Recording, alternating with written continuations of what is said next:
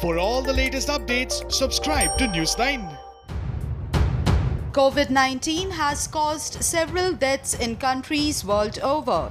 People with chronic health ailments and comorbidities are at a higher risk of COVID-19.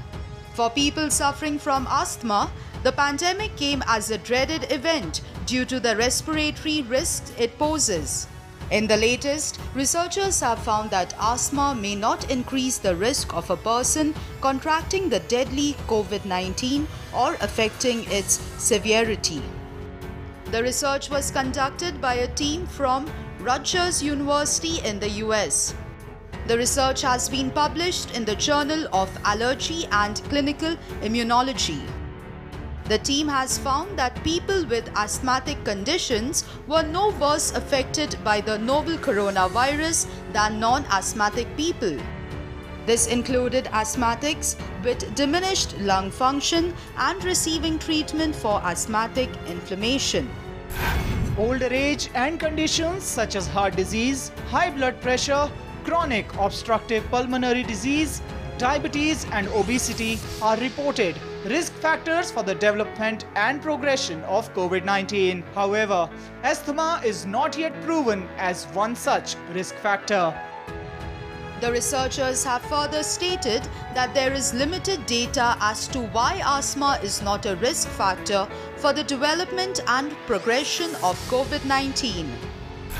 However, people with asthma, even those with diminished lung function who are being treated to manage asthmatic inflammation, seem to be no worse affected by SARS-CoV-2 than a non-asthmatic person. There is limited data as to why this is the case, if it is psychological or a result of the treatment to manage the inflammation. Researchers are yet to find out if it is the result of human physiology. They have also suggested that treatment to manage asthma may result in it not being a COVID-19 risk factor. Some have proposed that inhaled corticosteroids, which are used to protect a person against asthma attacks, may reduce the virus's ability to infect the person.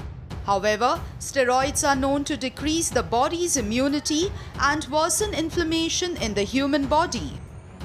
While many people experience allergic inflammation due to asthmatic conditions, some can experience a severe form of asthma called eosinophilic asthma. In these cases, people have an abnormally large level of a type of white blood cell that helps the body fight infection. This can also lead to inflammation in the airways, sinuses, nasal passages, and lower respiratory tract. In these cases, the asthmatic person is put at severe risk of COVID-19.